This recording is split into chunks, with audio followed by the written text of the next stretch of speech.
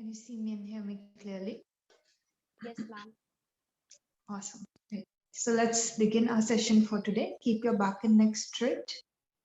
Sit comfortably, and when you feel ready, gently close your eyes.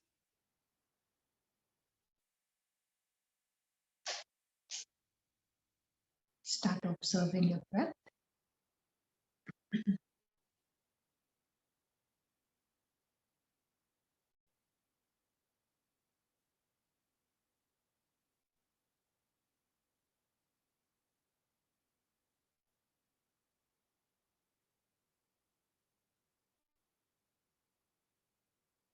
Watch the natural flow of breathing as you inhale and as you exhale.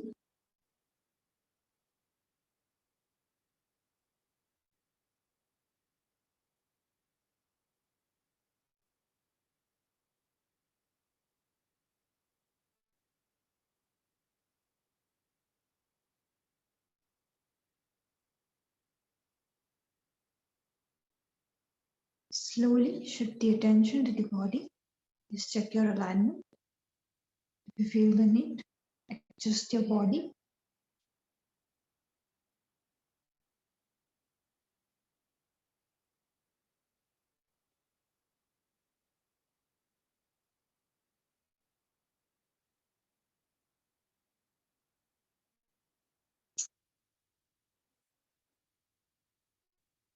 Be stable and comfortable in the posture that you have chosen.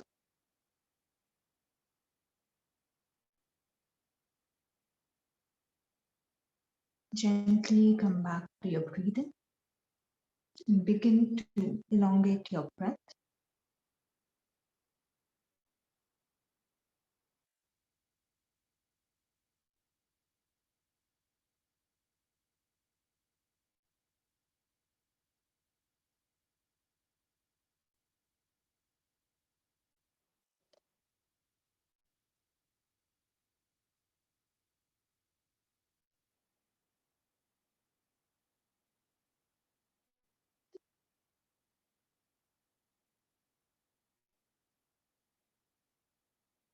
Consciously deepen breath.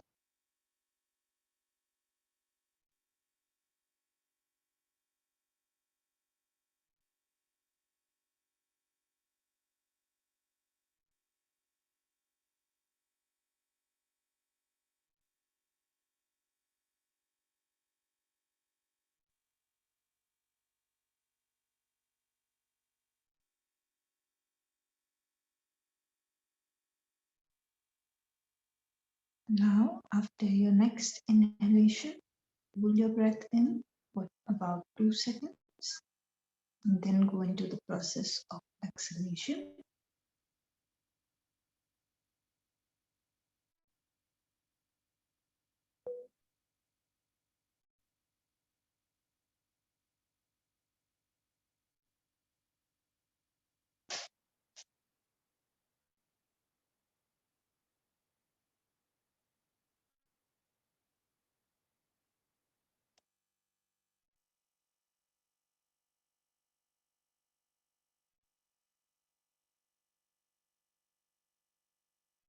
Prepare yourself for chanting Om 3 times, followed by 3 Shantis. Take a deep breath in for Om.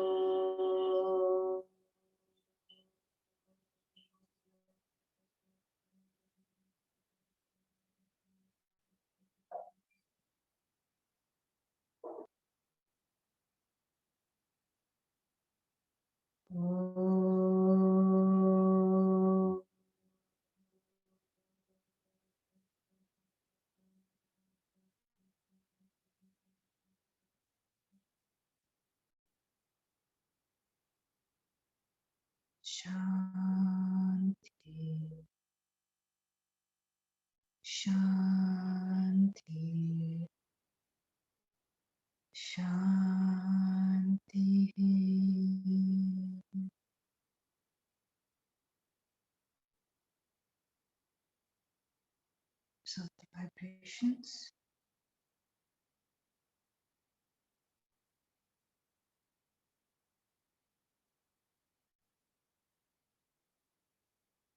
Join your palms together and rub your palms together.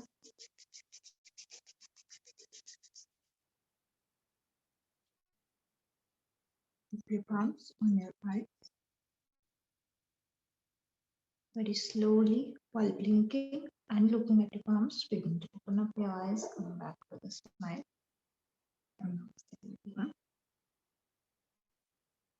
Let us begin our session for today. So yesterday we were talking about Gyan Yoga, and today we are just going to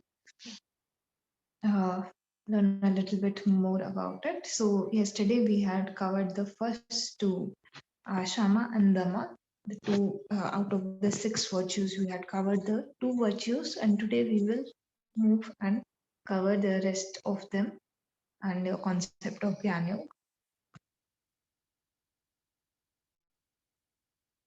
Uparti. So next one is Uparti. So first, the Gyan Yogi, they control the mind, they work on the mind, which leads to natural control over the senses, right? So there is no force, right? And when there is naturally you gain control over the senses, then you can at least give them a direction, right? So when the senses are getting controlled, you can now choose to change their direction and shift them inwards, right? So at this point of time, the Gyan Yogi, you can say they go into the renunciation of the sense objects, right? But this happens naturally. Now I keep forcing myself, I keep telling myself, oh, I like this thing, but I'm not going to have it, right? Or suppose I like doing something and I like really like, maybe playing a game or something, anything it could be, right? And I keep forcing myself, no, right? So man marna, right? When we, begin to follow yoga, we are doing what? We are forcing ourselves out, right? But yoga is actually teaching us to reach to that stage naturally. Yoga says don't focus on withdrawing yourself, right? Focus on the process. The withdrawal will come naturally, right? You don't have to work towards the withdrawal. All you have to focus on is doing the process that you have been given, right? So in that same way, when there is some control over the mind and there is control over the senses, then naturally the Gyan Yogi, they are able to direct all the attention, all the energy inwards, right? This is the third stage of withdrawal. Without controlling the mind, without gaining control over the senses, there is no way in which you can give it direction, right? Otherwise, it will become a source of destruction only. When we do something or indulge in something without any limit, right? It only leads to destruction, no matter how much you like that thing, right? So once you begin to gain control over that thing, it's only then that you can give it direction. Before that, if you think of giving it direction, again, because of the nature of the mind, even if momentarily you are able to direct yourself, give the direction to the senses, you will again come back to the old pattern, right? So there has to be no force. And the yogi, as they develop the first 2 virtues, they automatically reach this third one. And actually, their goal is to turn inwards only. So the first 2, they form steps, right, to go inwards, right? Then the fourth virtue steps in, right, which is your pratiksha or tolerance, right? Now, it is very important for the Gyan Yogi to also keep developing tolerance, right? So, like I said, withdrawal of senses. So, again and again, the senses will go out, then again and again, the Gyan Yogi will work on all of these things. Again, they will reach a point where the senses go inwards, right? But throughout this process, the most important characteristic which is required is the development of tolerance, right? And developing it first towards yourself, right? We are not patient with ourselves when we work on ourselves. We want quick results. You just join the asana class and you want, okay, I should be able to do the headstand, right? And not only you are aiming for this thing, everybody around you is aiming for this thing. They just say, अच्छा अब yoga join करा तो sir पे खड़ा होना तो आ ही जाएगा, right? So this expectation that everybody around you, builds also, that also highly influences your practice. You lose track of what you were aiming for, and you get absorbed in what everybody else expects out of you, right? So the Gyan Yogi, when they develop this tolerance towards themselves and towards everyone around them, they are able to get free of this thing. This is a burden, when you join the yoga course and you yourself want to achieve certain asanas by the end of the month, it is a burden on you. Each and every day you wake up, you think of that thing, right? And suppose by the end of the month you are not close to achieving the final goal, right? Whatever target you set for yourself, it causes so much suffering. It causes so much burden every day. You are waking up with that target in your mind, but in a negative way, not in a positive way. The positive mindset will always allow, I will always be focused on the target and not the timeline, right? Especially when you do yoga, timeline is not, you cannot give a timeline to the spiritual practices. So this understanding should be very, very clear within, right? As long as you are able to work towards your goal and finally reach it, it is enough, right? So this tolerance first has to be developed towards oneself. Okay, I have to be, more accepting of how my body is. If it's not able to move, it is unable to move. It's all right. But if I put the dedication, if I put in the hard work, one day or the other, you will be able to do all the asanas, all the pranayams you want to do, right? But if you set a timeline, you will give up, right? And then when you give up, then means that all the other things, they have overpowered you, right? Because your main focus or goal is not to leave your practice, right? When you become intolerant towards yourself or maybe towards somebody in your life, right, that is when this obstacle, it's going to stop the practice. And the goal is not how good my practice is. The goal is to practice, right? So most people, they think that the goal is that my practice should be wonderful, I should have all the flexibility, right? But they miss out on the main thing. The main ingredient is the consistency, right? How they are proceeding, the quality with which the yogi walks on the path, and the quality with which some common person walks on the path, there is lot of difference, huge difference between that. And yoga changes the quality, right? If you can imbibe this quality, right, then I don't know when, but you will achieve all of your goals, not just goals related to yoga, because now you are changing your quality, the quality of being consistent. You are developing that, the quality of showing up. You are developing this thing, and this will help you in all aspects of your life, not just for your yoga practice. And this only comes in when the Gyan Yogi specifically, they focus on the development of tolerance. They focus on this thing, they know it is a virtue, right? And these virtues, they don't change depending on whether the situation is favorable to you or unfavorable to you.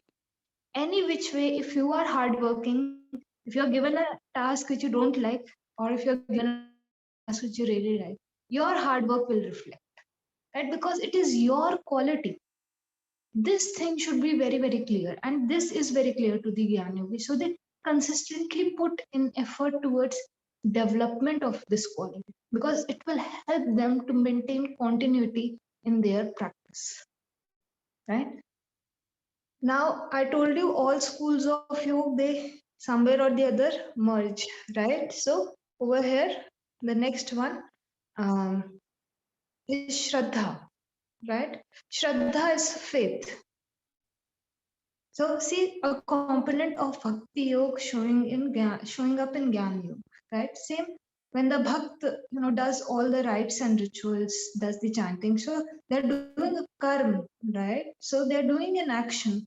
So karma yoga shows up in you, right? They gain more knowledge about the god that they are, they have chosen. So Gyan Yoga again merges into Bhakti Yoga, right? These three schools, they merge into one another, and their final point. So all end practices, they are Raj yogic practices, right? When the main focus becomes beyond the mechanical practices, when the higher level of the practice is attained, right? Even in Hatha Yoga, you will see the last practices, they are actually the practices of Raj Yoga, right? They merge, right? So nothing is separate, just initially your personality, you can, depending on your personality, you can choose where you want to begin from, right? So Shraddha or faith. Now, faith is so important. If you are joining this course, if you are doing yoga, right, and you do not believe in it, right, it's less likely that this thing is going to work for you, right?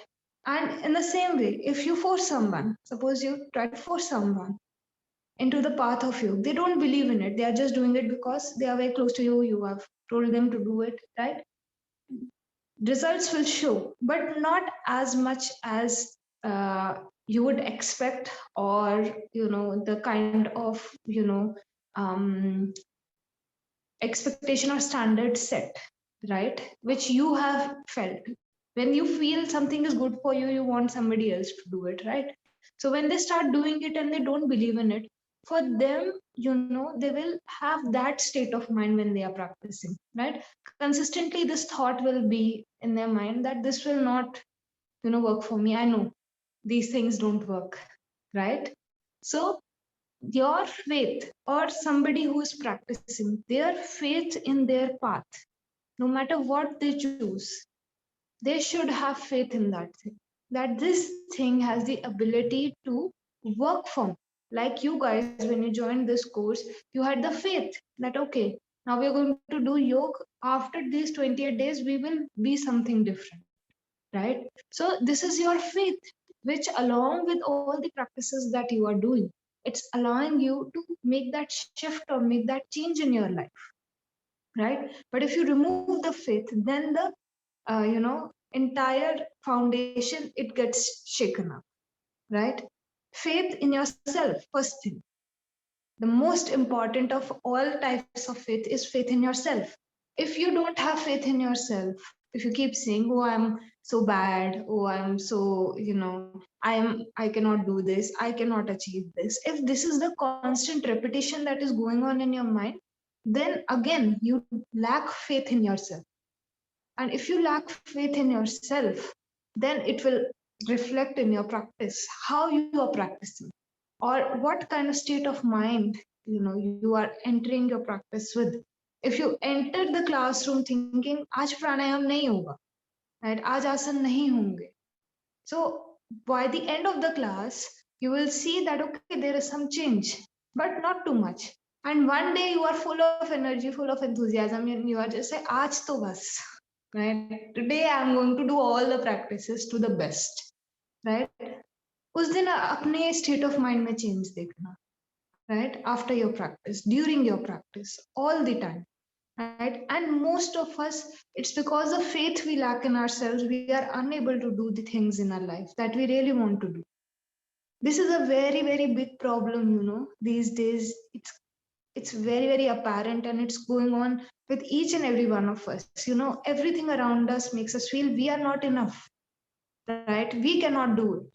Everybody can do it, but we cannot do it. The society is constantly reinforcing this thing, the systems of the society, and it is this kind of mindset which is not allowing us to move ahead. It is a block, right? So the Gyan Yogi first begins to clear out this block. They believe in themselves that as I do my practices, I am going to be able to achieve ultimate freedom, freedom from all of these sufferings, right? Then they have faith in the practice.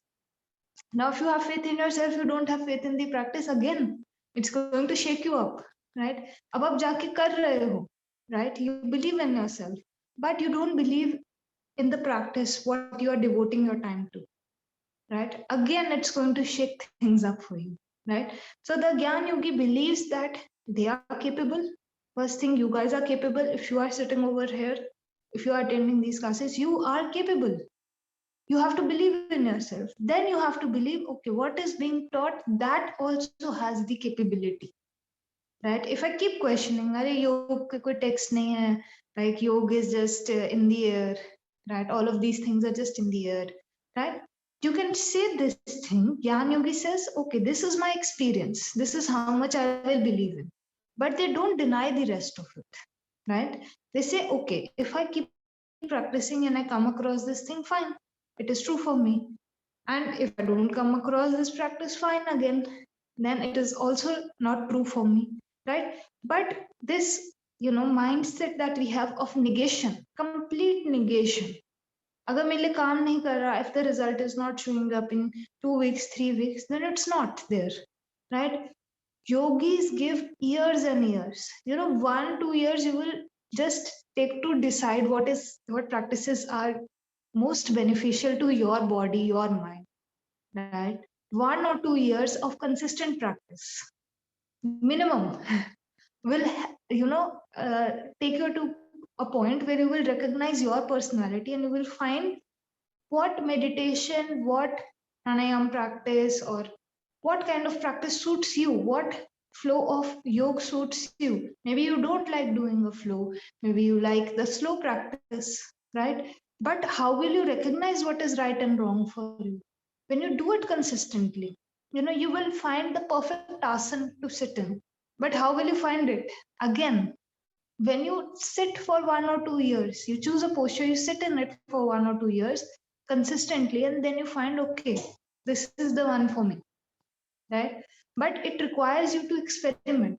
So you need to have faith in your practice. If you don't, then the consistency, there is no chance you will be consistent, right? फिर वो possibility हट जाती है, right? So have faith in your practice, because as you practice along, you will begin to see the things also happen, right?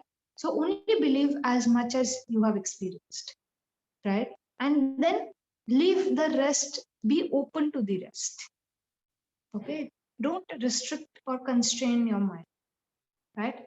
And then slowly, what faith, another level of faith that is very important is in your guru. So when you choose a guru, right? Suppose you are planning to follow some form of meditation, there would be gurus for those meditations, right? Who are authentically passing down the practices. So then you also need to have faith on the guru. Now, suppose you show up in the asana class and you think that the teacher is not capable or well qualified, right? In any field, in fact, you take this thing, right? If you believe that the person who is teaching you or the person who is, instructing you, they are not capable, right? Then there is no way in which your system will be able to absorb the information, right? The mind, it has its own tricks, right? So it will try to trick you. And this is very easy, right? If I don't believe that the information I'm getting, it's from an authentic source, I will reject it. Consciously, maybe I listen to it, I want to accept it, but subconsciously there is proper rejection.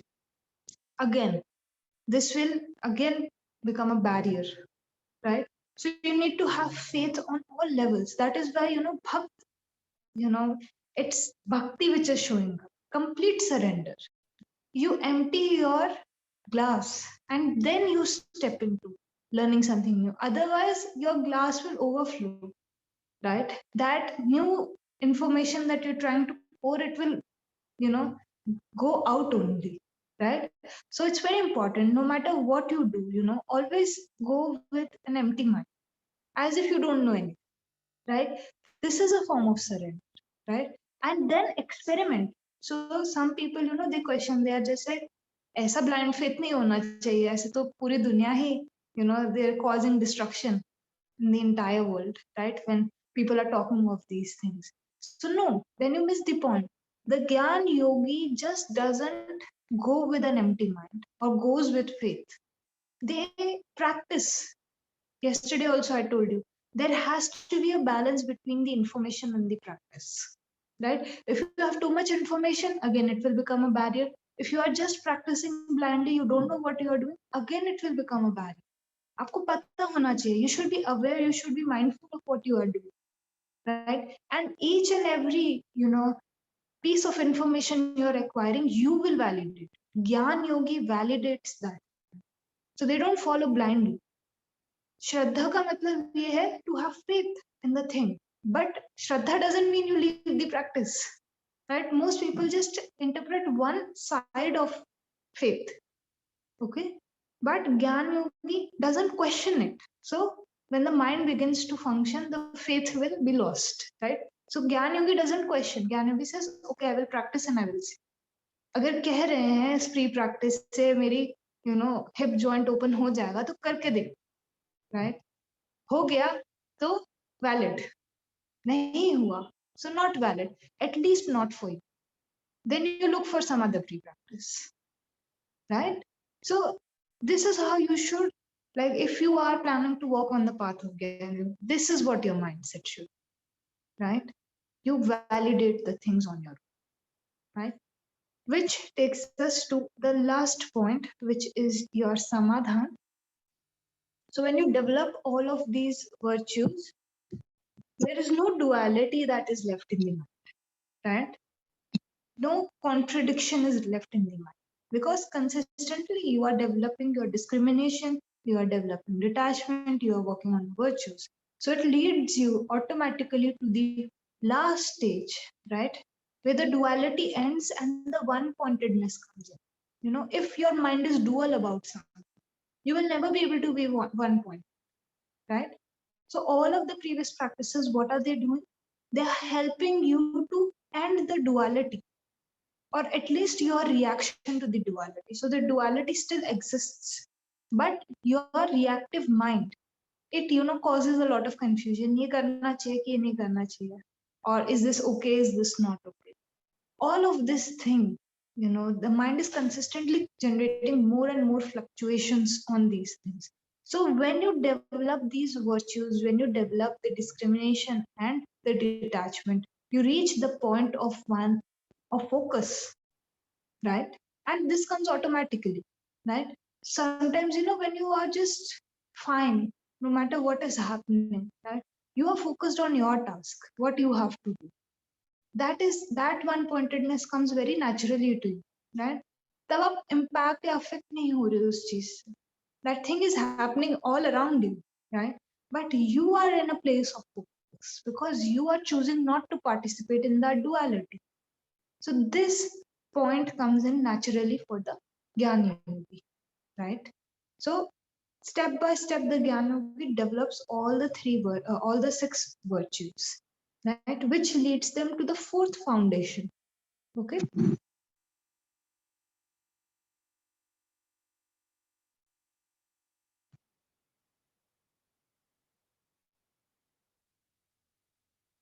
Mumukchutva, right? Intense desire for liberation.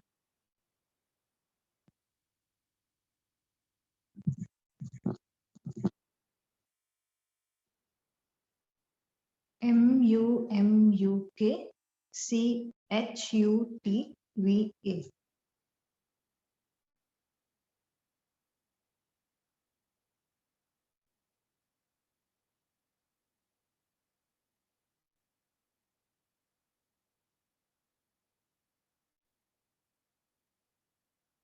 Now, when you walk on the path of yoga, students are just like, should we suspend all our desires?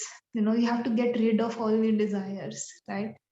And in the beginning only, I told you when I explained the meaning of you, एक होता है रुकना या रोकना, और एक होता है रुक जाना, right? One thing is you are trying to control.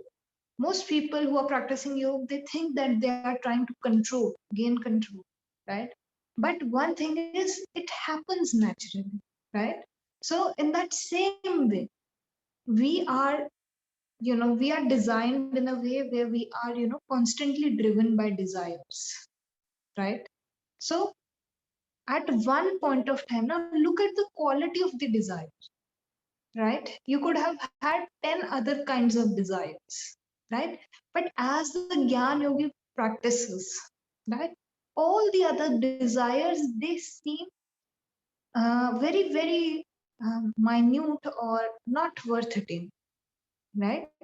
Like, unse ras nikal jata hai, right? When you again and again recognize this pattern that, oh, I'm generating a desire, again that cycle is going on, again and again and again, I fulfill the desire, again another desire comes up, right? So this desire shows up when so much cleansing has taken place, now the Gyan Yogi cannot resist. अब वो खिंचता हुआ जाएगा, अब वो योग के मार्ग पे खिंचता हुआ ही जाएगा, right? Because of the support of their practice and their experience, the quality of the desire. So first they need to have the desire, right, to get free from all the suffering.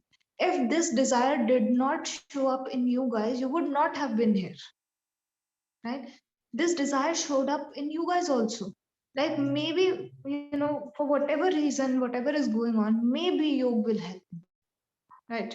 For some or the other reason, you joined this course means there was a desire, that even joining this course required you to have a desire, right? So now the thing is not that you get free from all the desires immediately, right? It is a very slow process, but the quality of the thoughts change, the quality of the desire changes, and the Gyan Yogi reaches this point where the intense desire for liberation rises, and there is no going back from this, right? So Siddhartha Gautam, famously known as Buddha, when he had this, so he was,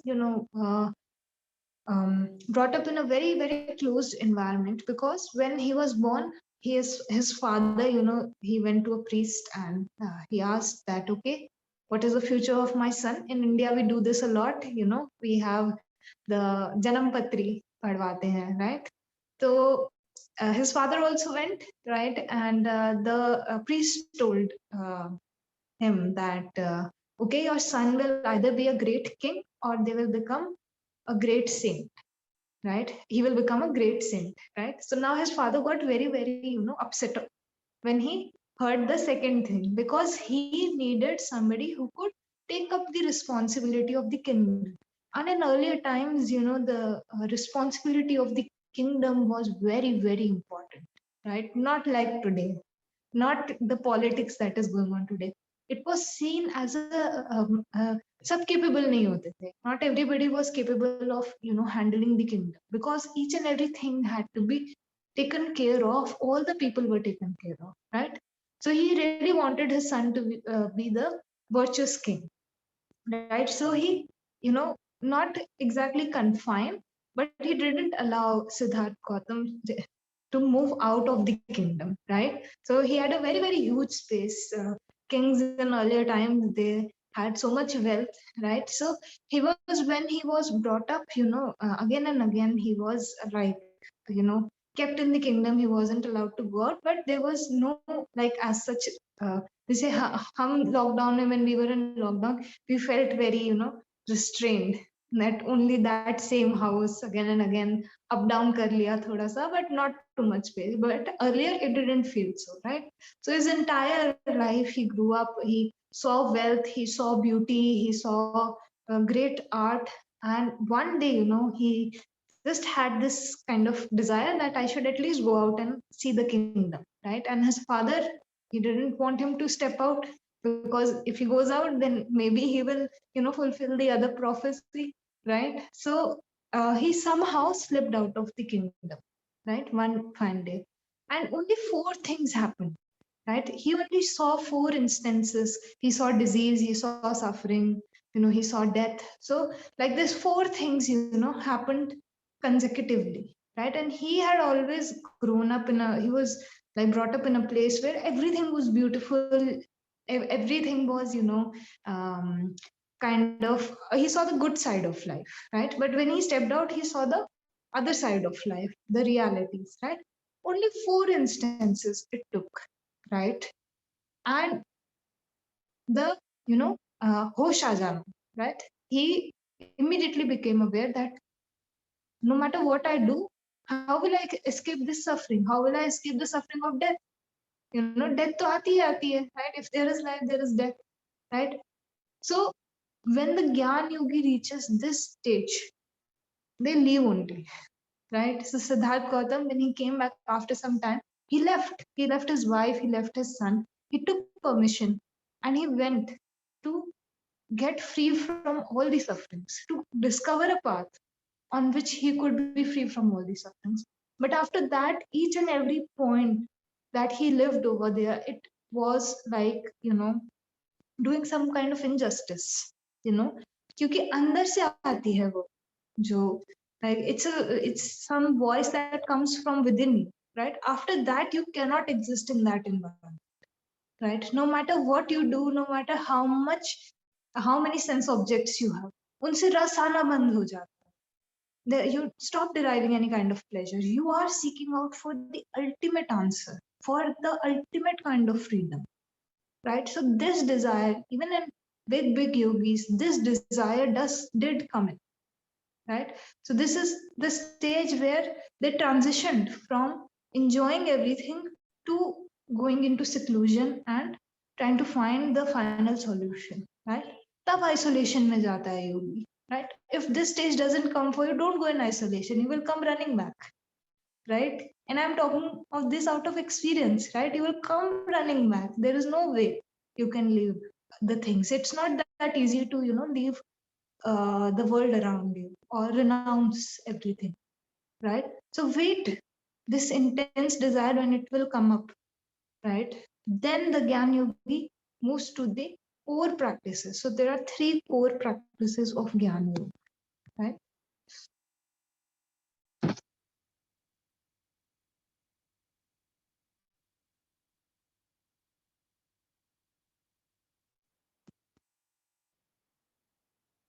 Any doubts so far from anyone? Any difficulty? No, ma'am. So the core practices are, now they will seem very simple after so many foundational practices, but you have to be prepared, right?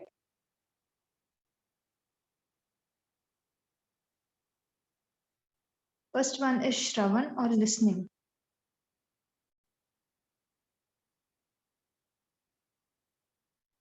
SHRAVAN.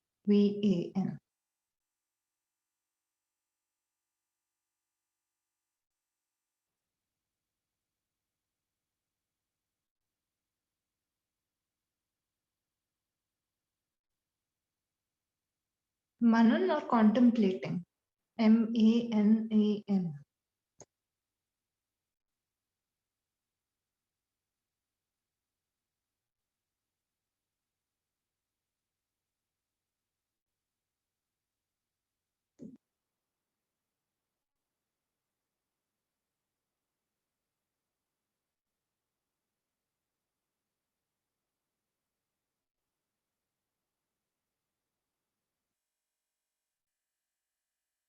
Last one is your Nididhyasana or meditation.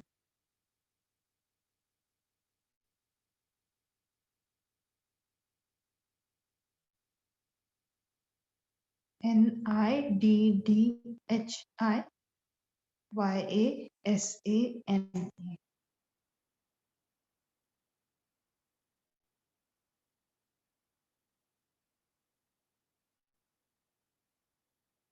Right? So these three are actually forming the core practices. Very easy to understand again, but all the preparation is being done so that you can first of all listen, be ready to listen to what is being told to you, right? So in earlier times, if you read the Upanishads also, you will see this very common thing that the guru, they used to give 1 or 2 years of task to the student first. Before that, they used to say, I'm not going to give you any information, right? So now, why was this thing done? Not because they had to get the work done or they wanted to see their students suffer, right? They wanted to check the capability and the dedication of the student, right? So in earlier times, it was not like today that you give the fee, then you enroll for some course, and then you get the information, right? Earlier, it was more about the qualities and your preparation for that kind of information, right? So even for listening to that kind of information, you need some level of dedication, right? That is why I told you 1 2 years is nothing, right? Of practice. I'm not saying it will not add up to your personality. I'm saying that in order to find what is correct for you, you need to again and again go through the practices to discover more about yourself, right? So you become ready through the foundational practices, you become ready to listen. It's so difficult to listen to someone, right? If any of your friends, or some family member, they are very sad, they call you, right? And you're like, oh, I should be supportive, right? And then they keep talking 1 hour, 2 hours, 3 hours, right? Then you are actually like exhausted. So what is your listening capacity? No, somebody is calling you out of some sorrow, right? And it is so difficult. We are not ready to even listen, right, to the things, right? And that to somebody of our own who is suffering, right? So what about the big truths or the realities of life? Already you require so much willpower, and then when the guru starts speaking, it's not like 1 hour class, 2 hour class, right? When they start speaking, they start speaking. You can't step out, you can't say, oh, I need a break, right? So the capability to listen where the mind is one pointed, again, that one pointedness will actually help you to listen better, right? Suppose you are listening to me, but your mind is elsewhere, you are thinking of 10 other things, right? So when you are thinking of those things, you miss, right? Because your mind can only be focused at one place, right? And at one point of time. So each and every time, you attend a class and thought process, right? So you get disconnected, but it is so quick. The disconnection is so quick, and then easily you connect back, that you don't feel the gap, right? You don't feel as if you have missed out on some information, but you do miss out on it, right? So you have to prepare yourself for listening, right? All the other practices, this is why these are the core practices. क्योंकि ऐसे ही नहीं सुनना बैठ के, सच में सुनना है, right? Because very very harsh truths, very very deep understandings are going to be revealed to you, right? When you actually go and attend any event, or if you go to some place where Gyan Yoga is taught, right? Actually, you will have to open up your senses and be completely engaged in what is being taught to you, right? Now, when you are completely engaged in something that is taught to you, it's only then that you start questioning, you start contemplating. Now, in the class, I say something, you don't agree with it, okay? But you heard that thing, okay? So maybe during the rest of the day, whatever activities you are doing, that thought will come up. ऐसा क्यों बोला, right? Why did she say this thing? Or what was the logic behind this thing, right? So because you heard something, you unlocked the second, tool. The mind is a tool, it will analyze, right? You unlock this second stage, which is the contemplation. अब आप सोचोगे, does it make sense to you? Does it not make sense to you? If it doesn't, you will reject it, okay? If it does, you will keep it, then you will experiment. Even before rejection, you should experiment, right? Now I'm saying something and you don't believe in it, so I tell you, okay, do this thing. If you don't believe in it, so experiment. अगर आपका experience support करेगा, if you feel that okay, this is actually what happened, right? So you will follow that thing again, or else the Gyan Yogi rejects. So constantly introspecting, constantly reflecting on the things that are taught. Then first it is two people who are connected, right? Then they are connected with their own logic and understanding of things, right? And then in the third one, so practice part, is the nididhyasan, which is the meditation, right? They sit in meditation. So now truths are not of the nature of ye kara to ye hoga, cause and effect. This is not taught, right? Ultimate realities are taught, right? So the point of meditation becomes that ultimate reality. The ultimate reality in Gyan Yoga is this only, that you are a form of pure energy.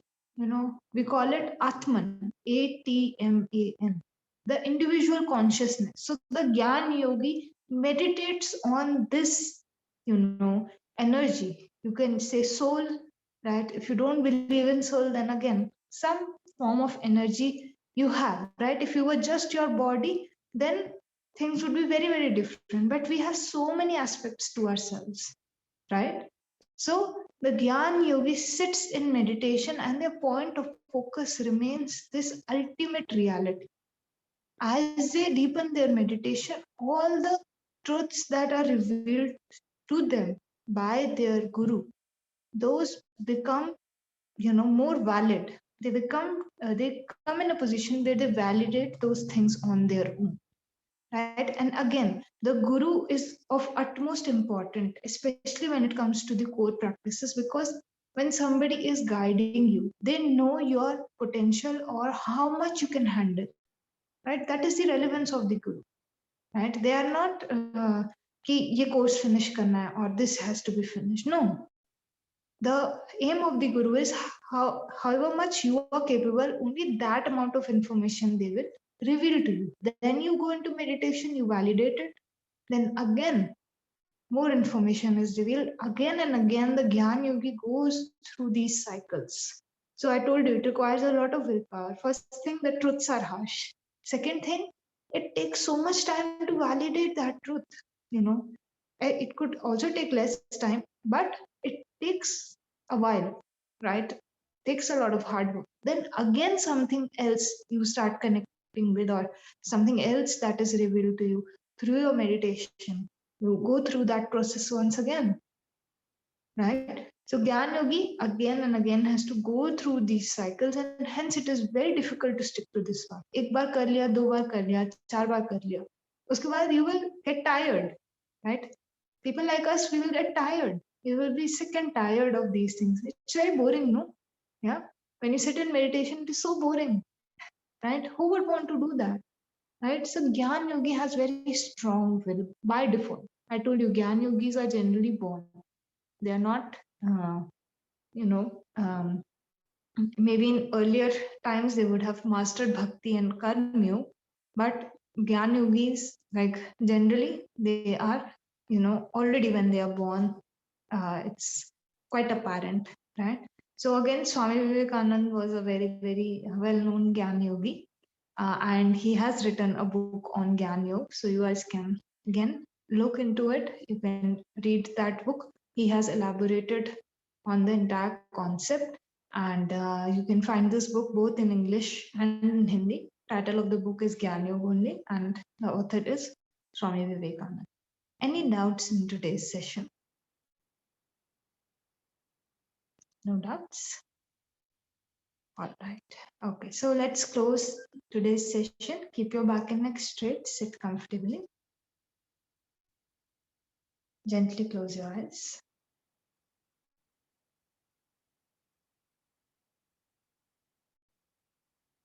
We will chant one time, followed by three shantis. Take a deep breath in for Om.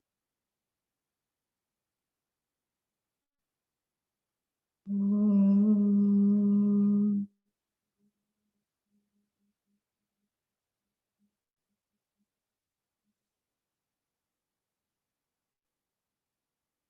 Shanti.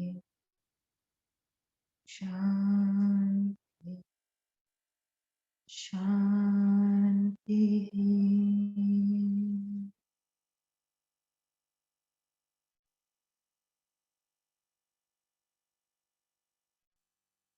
Join your palms together. Gently bow down. We will just take a few moments in our day to feel a sense of gratitude.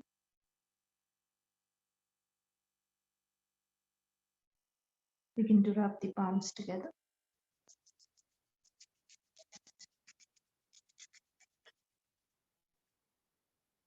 Keep the palms on the eyes.